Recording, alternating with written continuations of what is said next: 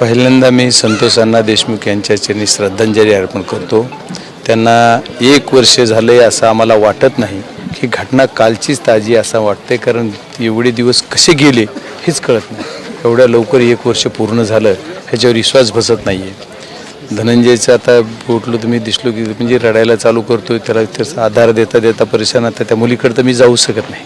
म्हणजे एवढं घराच्या की ते घरात कसं सहन करते। आणि मी धनंजयला तेच सांगत होतो की आता आपण थोडं सावरलं पाहिजे, आपण नाही ते मुलं आहेत लहान आणखी, त्या सर्व आमच्या भगिनी आहेत त्यांना सगळं आईची तब्येत सर्वांचा विचार करतात, तू स्वतःला सावर। त्याच्यानंतर त्याला आधार देऊन ते आणखी एवढा वेळ झाला तरी त्यांनी अन्नाचा कण पण घेतलेला नाही, असे काही विषय म्हणजे आता ते आठवण येणं स्वाभाविक आहे। आणि तोच व्हिडिओ दिसतो म्हणतो तो सगळं आता ती स्वाभाविक आहे। त्याच्यामुळे ज्याला संवेदना आहे त्या संवेदनशील माणसाला नक्कीच त्याच्या हृदयाला पीळ पडेल अशी घटना ही बीड जिल्ह्यामध्ये घडलेली। इतिहासामध्ये कधी असं घडलं नाही, एवढं ही क्रूर हत्या टॉर्चर करू यांना जी काय केलेलं कृत्य आहे, या कृत्य करणाऱ्या सर्व नराधामाला फाशीची शिक्षा झाल्याशिवाय आम्हाला समाधान लाभणार तरी पण नाही आहे। तरी पण माणूस हा गेला आहे, पण कमीत कमी त्याच्या आत्म्याला शांती मिळेल असं आम्ही प्रार्थना करतो। न्यायासाठी खरं तर तुम्ही सुरुवातीपासून या सगळ्या लोकांच्या या प्रकरणात 1 वर्ष झालं, एक आरोपी अद्याप फरार आहे, चार्जशीट फ्रेम झालेलं नाही, पाहिजे तेवढं समाधानकारक तपास झालाय का? तुम्हाला काय वाटतं? समाधान हा विषयच नाही हो, कारण हा माणूस गेला आहे। यांना सर्व या कृत्य करणाऱ्याला याच्या पाठीमागं पडद्याच्या मागं जिथं कुठं असणारा सर्वांना शिक्षा झाल्याशिवाय त्याच्या आत्म्याला तरी शांती मिळणार नाही। आमचं समाधान तर शेवटपर्यंत होणार नाही, कारण हा माणूस गेला आहे। हा माणूस जो होता तो माणूस कुटुंबाचा करता कुटुंब झालं, गाव अख्खं गाव आज वर्ष झालं तरी एक माणूस सुद्धा कुठं म्हणजे सण कुठला साजरा करीत नाही अशी परिस्थिती आहे। मी गावाला सुद्धा दुःख आहे, कारण तो एवढा सर्वांच्या हातातला एक तळफोडात हातातला फोड जसा असतं त्याच्या पद्धतीने त्याला एवढं चांगल्या पद्धतीने गाव सांभाळित होतं। तो बिनविरोध सरपंच असल्यासारखा होता, बिनविरोध सरपंच म्हणजे असा एवढा चांगला व्यक्ती होता। त्याच्यामुळे ती खूप निंदनीय घटना आहे। त्याच्यामुळे या घटनेमध्ये जेवढं काही आपण किती जरी काही केलं तर त्याची कधी त्याची उणीव जी भासते ती कमी भासते ती भरून निघणार नाही। आज बहुतेक लोकांचं एकच म्हणणं असं होतं की मुख्यतः मनोज जरांगे पाटलांचं असं म्हणणं आहे की धनंजय मुंडे यांना या प्रकरणात सहआरोपी करा। देशमुख कुटुंबियांनी सुद्धा त्याला सहमती दर्शवलेली आहे। तुमची स्वतःची काय भूमिका आहे? बघा, कुणी सहमती दर्शवली कुणी मागणी केली ही बोलायची वेळच काय यावी? तुमचं मी मगापासून बघतोय की तुम्हाला तो प्रश्न तुम्ही विचारता, ती बोलायची आणि तुम्हाला प्रश्न विचारायची वेळच काय यावी? ही वेळेतच शासनानं करावं ना। प्रशासन जे आहे ते प्रशासनानं जे दोषी आहेत त्यांच्यावर कारवाई झाली पाहिजे हीच आमची मेन मागणी। जर तुम्ही एका स्टेजला तपास आणताय आणि तिथं थांबवताय हे अतिशय चुकीचं आहे। त्याचा तपास पूर्ण करा ना। तुम्ही एवढ्या सगळ्या SIT नेमली, CIB CIDI सगळं एवढं करताना CID करते सगळे तपास करताना सुद्धा एक कॅप टाकली आणि त्या कॅपच्या पुढे तपास जात नाही। त्याच्यामुळे ती कॅप काढा, खुल्याम जो दोषी आहे त्याच्यावर कारवाई झाली पाहिजे। आता मनोज दादा काय बोलले हे मी बघितलंही नाही किंवा ऐकायला मी नव्हतो, पण ठीक आहे तुम्ही म्हणताय माझ्या समोरच झालं। धनंजयला पण तुम्ही प्रश्न विचारला, आज त्याची मानसिकता थोडी वायबल आहे। आता स्वाभाविक आहे, वय सगळं मोठा भाऊ गेलेला, लेकरं लहान, एवढं सर्व हळहळता होती त्याच्यामुळे तसं वाटणं स्वाभाविक आहे।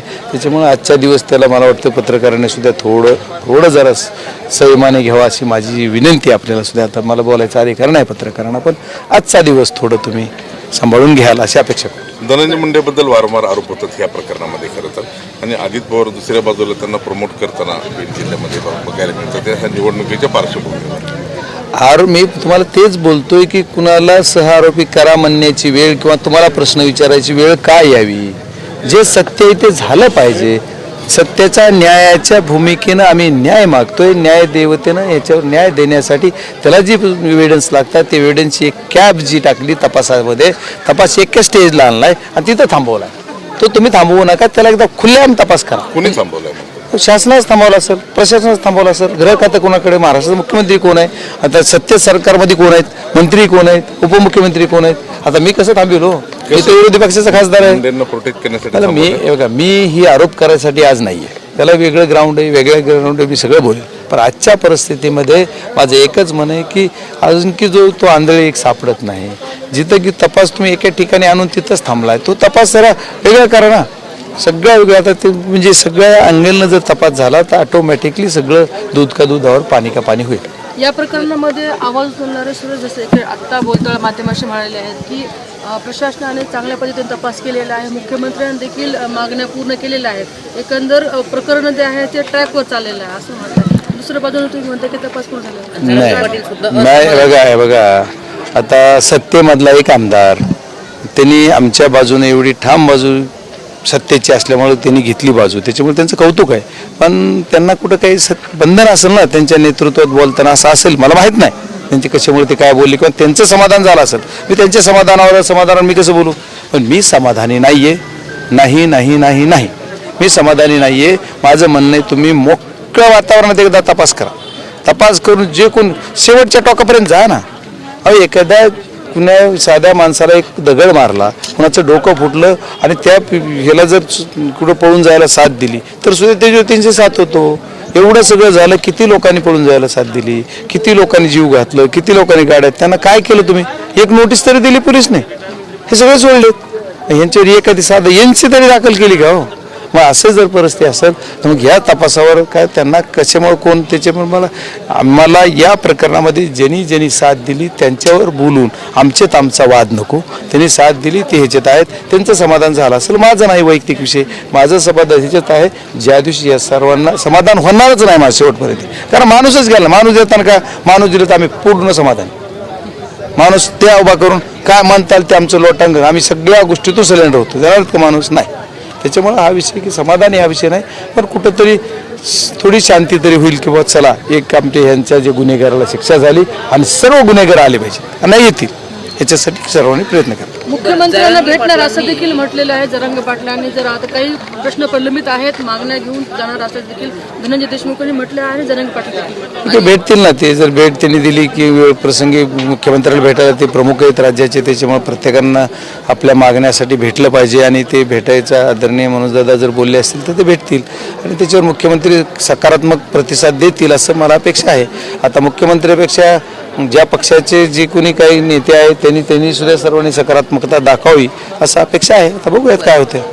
जरांगे पाटलांनी अजितदादांवर सुद्धा निशाणा साधलाय की अजितदादा सुद्धा आरोपींमध्ये मिक्स आहे आणि त्यांचा सुद्धा हात यामध्ये असू शकतो अशी शंका उपस्थित केली त्यांनी. कसं नाही हे बघा, मी ते काय बोलले ते ऐकलं नाही. एक मला ऐकू देत आणि त्याच्यानंतर त्याच्यावर बोललं पाहिजे. आणि त्यांनी का बोलले तर हा त्यांचा विषय, त्यांनी कसं बोलले तर ते खूप विचार करून अभ्यासू आहेत, ते असं काही बोलणार नाही. त्याच्यामुळे त्यांनी काय बोलले मी ऐकल्यानंतर बोलतो. होतं की धनंजय मुंडेंना ते समर्थन करायचा अर्थ ते कुठेतरी आहे. नाही मग आम्ही ते सर्वजण ठीक आहे, त्यांनी केलं. मी कुठे म्हणतो त्यानं मला बघू तर द्या, ऐकू तर द्या. तुम्ही म्हणतात म्हणून मी लगेच रेक्ट कसं मला माहिती घेऊ देत सगळी त्याच्यानंतर बोलतो ना आपल्याशी. आहे मी रोजच तुमच्यासोबत आहे ना. ओके, एकंदरीत तुम्ही सगळं प्रकरण घडल्यापासून अजितदादांची भूमिका कुठंतरी बॅकफूटवर राहिलेली आपण ते सगळे जणच बघतो आहेत. ज्या पुढाकारांना अजितदादांनी ह्याच्यामध्ये इन्व्हॉल्व्ह होणं अपेक्षित होतं तसे झालेले नाहीत. ते सातत्यानं धनंजय मुंडेंच्या पाठीशी राहिले. आता अजितदादाच राहिलेत का मुख्यमंत्री सहित राहिले ह्याचं उत्तर कधी काळ वेळ देईल ना. आता मी एकट्या कुणावर टीका करणं, टिप्पणी करणं किंवा तुम्हाला काय अपेक्षित माझ्याकडून उत्तर आहे ते मिळणं कठीण आहे. पण एकच विषय आहे की ही जी विषय आहे ते या विषयामध्ये एकच आमचं मागणं आहे. आम्ही संतोष अण्णा देशमुख या प्रकरणामध्ये न्यायाची भूमिका मागतो.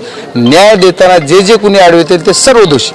ओके, खूप खूप धन्यवाद. प्रचारादरम्यान धनंजय मुंडेंनी वक्तव्य केलं होतं की काही लोकांना समस्याच्या आधी समस्या झाल्यास त्यांच्यासमोर समस्या असल्यास देवाच्या आधी त्यांना त्यांची आठवण येते.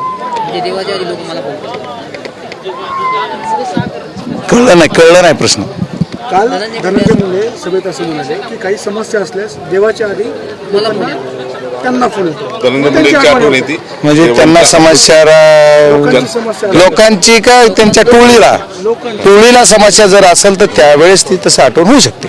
लोकांना जनतेला नाही वाटत मला कोणाला. म्हणजे विधानसभेला एवढं मतदान मिळालं की सुद्धा मोजू थकले असं. हो मग ती कळलं ना. आता नगर परिषद मध्ये कळलं ना एवढं किती प्रेम दिलंय ना ते नगर परिषद मध्ये 3 तारखेला बघू. ओके बाबा, ओके, थँक्यू.